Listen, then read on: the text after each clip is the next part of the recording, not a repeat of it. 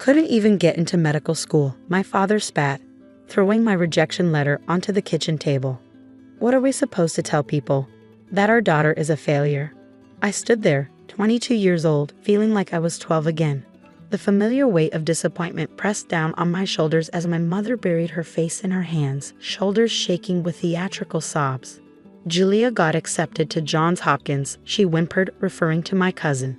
And here you are, with nothing. Nothing.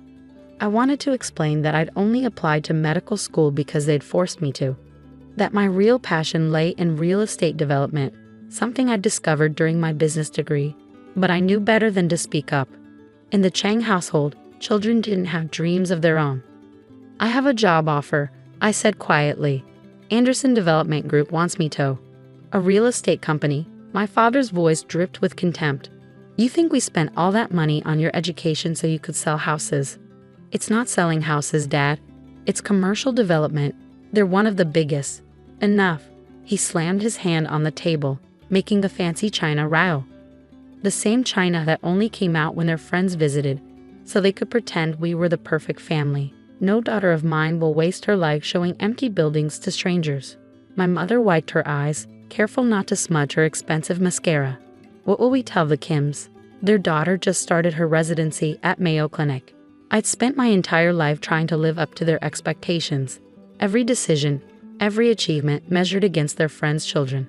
Nothing was ever enough. I start work next Monday, I said, forcing strength into my voice. I've already accepted the position. The silence that followed was deafening. My father stood up slowly, his face a mask of cold fury. Then you can find somewhere else to live. I won't support this disgrace. Dad, you have until Sunday to get out.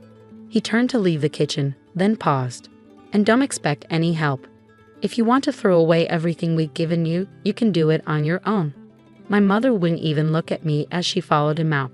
That night, I sat in my childhood bedroom, surrounded by the medical textbooks they'd bought me, the MCAT prep materials I'd never wanted, and the weight of 2 decades of crushed dreams. I had $3,427 in my bank account, savings from my part-time job during college. It wasn't much, but it would have to be enough. By Sunday morning, I'd found a tiny studio apartment that I could barely afford. As I loaded the last box into my old Honda Civic, a car my father reminded me constantly was an embarrassment, my mother appeared in the doorway.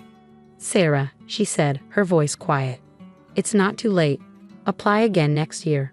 Dr. Kim said he'd write you a recommendation. I closed the trunk, turning to face her. Mom, I don't want to be a doctor. I never did. You're being selfish, she sniffed. After everything we've done for you. Everything they'd done for me. Like forcing me into advanced classes I hated, like scheduling my life down to the minute with activities that would look good on a medical school application, like making sure I knew that every accomplishment was somehow inadequate. Goodbye, Mom. She didn't respond, just turned and went back inside. I drove away from my childhood home with tears streaming down my face, but also with something I'd never felt before. Freedom. The studio apartment was exactly what you'd expect for $800 a month. Cramped, with mysterious stains on the carpet and a kitchen so small you couldn't open the oven door fully. But it was mine. Monday morning, I walked into Anderson Development Group's gleaming office tower wearing my one professional outfit, a navy blue suit I bought on sale for interviews. My new boss, Diane Anderson, greeted me with a warm smile. Welcome to the team, Sarah. Ready to learn the real estate development business from the ground up? I nodded eagerly. I'll do whatever it takes. And I meant it. Over the next 6 months, I absorbed everything I could. I stayed late studying building codes, zoning laws, and market analysis. I volunteered for every project, no matter how small. While my colleagues complained about weekend site visits, I saw each one as an opportunity to learn. Deanne noticed. One Friday evening, as I was reviewing environmental impact reports long after everyone else had left, she stopped by my desk. Sarah, why real estate development? I looked up, caught off guard by the question. I like creating something real, something that lasts. When I see an empty lot or a rundown building, I can envision what it could become. She smiled, pulling up a chair. Your parents wanted you to be a doctor, didn't they? I stared at her, surprised. How did you know? I see it a lot in this industry. Children of immigrant parents expected to become doctors or lawyers. But some of us have different dreams. She paused, like turning around failing properties and building something meaningful. I nodded, feeling tears threaten. No one had ever understood before. I have a project, Diane continued. It's small, probably too small for Anderson Group, but it has potential. An old warehouse in the Arts District. The owner's practically giving it away because it needs so much work. My heart started beating faster. What are you suggesting? I'm suggesting you take a risk. The asking price is $175,000.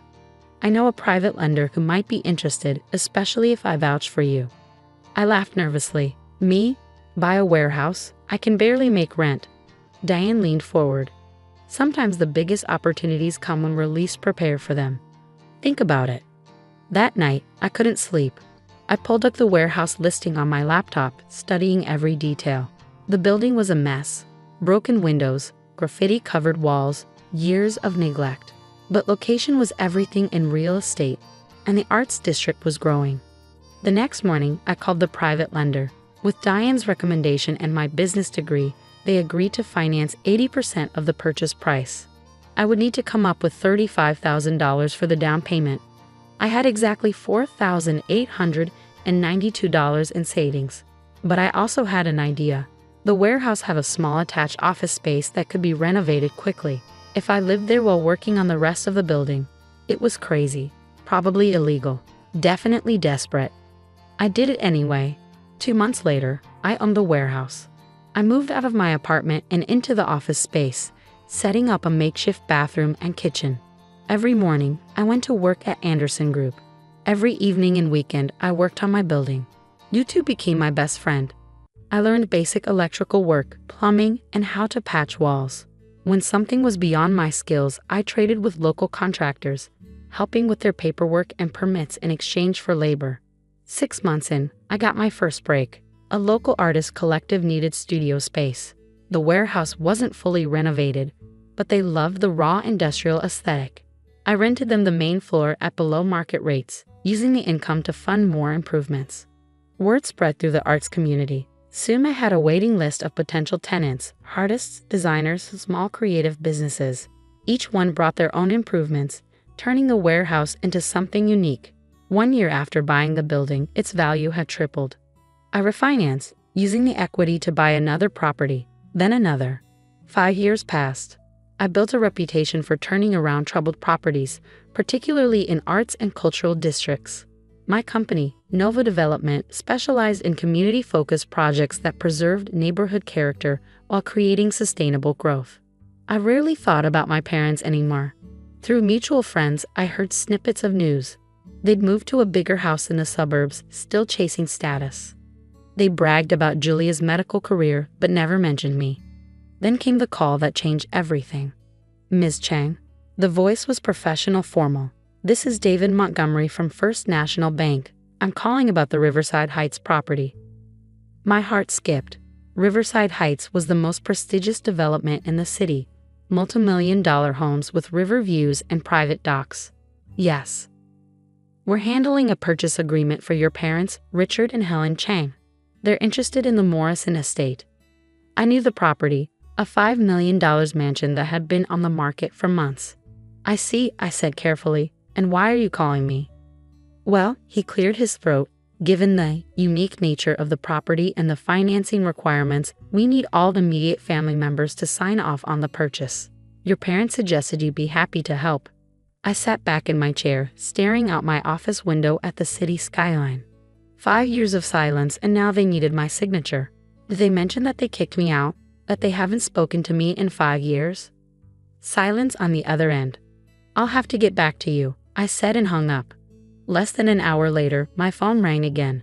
This time, a number I hadn't seen in 5 years. Time to face the music. I let the phone ring 3 times before answering. Hello, Mother. Sarah. Her voice hadn't changed, still that perfect blend of disappointment and accusation. We need to talk. About the Riverside Heights house? I kept my tone neutral, professional. Your father and I are prepared to forgive you, she said, as if bestowing a great honor. Come to dinner tomorrow. We can discuss everything. I almost laughed. 5 years of silence, and now they were prepared to forgive me? I'm afraid I'm quite busy, I replied. Perhaps we could meet at my office instead. Your office? Yes, Nova Development. I'm sure your bank provided you with the details. A pause. I could almost hear her mental calculations, trying to figure out how her useless daughter had ended up in a position of power over their dream house. Very well, she said finally. What time? Tomorrow at 2 p.m. Don't be late. I hung up before she could respond. My assistant, Mike, poked his head in. Everything okay? You look like you've seen a ghost. Close, I smiled grimly. My parents are coming tomorrow. Make sure security knows they're expected. His eyes widened. He knew my story. Most of my employees did. I believed in transparency and showing that success could come from anywhere, even from being kicked out with nothing. Want me to schedule a fake emergency meeting for halfway through? No, I shook my head. It's time to finish this properly. The next day, I dressed carefully in a charcoal gray suit that cost more than my father's monthly salary. My office, on the top floor of a building I now owned, offered a perfect view of the city, including Riverside Heights. At exactly 2 p.m., Mike buzzed me. Mr. and Mrs. Chang are here. Send them in. They entered like royalty entering a peasant's hut, faces pinched with barely concealed disdain. My mother wore her favorite pearl necklace, the one she always wore when she needed to feel superior. My father looked older, his hair now more gray than black, but his expression was just as stern as I remembered. Sarah. My mother started forward, arms outstretched as if for a hug. I remained seated behind my desk.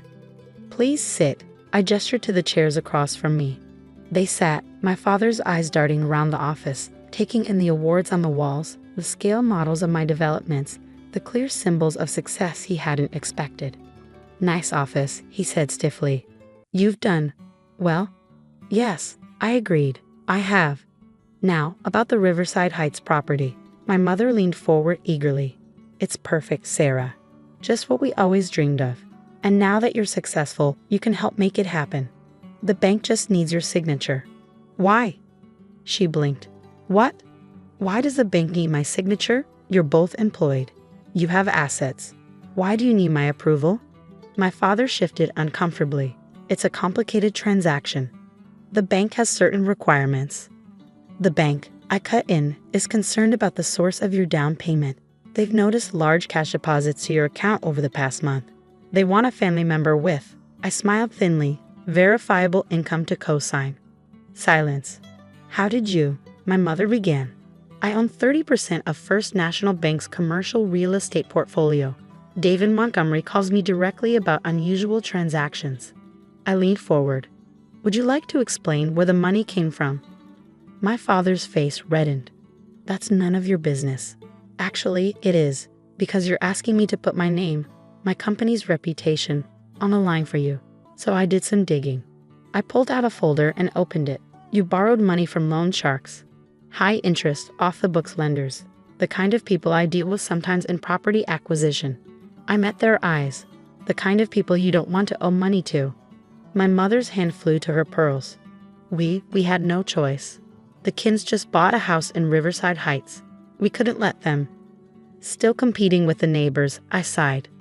Still trying to prove you're better than everyone else. And now you need my help to do it. We're your parents, my father said sharply. Of course we expect. Expect? I stood up slowly. Like you expected me to become a doctor. Like you expected me to live my life according to your plans. I walked to the window, looking out at the city I'd helped shape. You kicked me out with nothing because I dared to choose my own path. And now you expect me to risk everything I've built to save you from your own bad decisions. We did everything for you. My mother cried. We sacrificed. No, my voice was quiet but firm. You sacrificed nothing. You pushed your dreams onto me, and when I refused to comply, you threw me away. I turned back to face them. I bought my first property with nothing but determination and ramen noodles for dinner. I slept in an abandoned warehouse while building my company. I learned I worked, I created something real. I met their stunned faces. Without you. My father stood up. If you won't help your own parents, sit down. He sat. I returned to my desk and pressed the intercom. Mike, bring in the documents, please. Mike entered with a thick folder, placing it in front of me. "I'm not going to co-sign your loan," I said, opening the folder. "Instead, I'm going to make you an offer." I pulled out a contract. "Nova Development will buy the Morrison estate. We'll lease it to you at market rate, with an option to buy after 5 years, if you meet certain conditions." "Conditions?" my mother whispered. "First, you'll both undergo financial counseling. No more loan sharks, no more keeping up with the neighbors." I slid the contract across the desk. "Second, you'll attend monthly family therapy sessions with me." They stared at me like I'd grown a second head. "And third," I continued, "you'll acknowledge, publicly at the next family gathering, that my success came from following my own path, not yours." "This is ridiculous," my father sputtered. "We won't be treated like children by our own daughter." "Then I guess you'll have to explain to the Kims why you can't move to Riverside Heights after all." I shrugged. "Your choice." My mother grabbed the contract, eyes scanning the terms.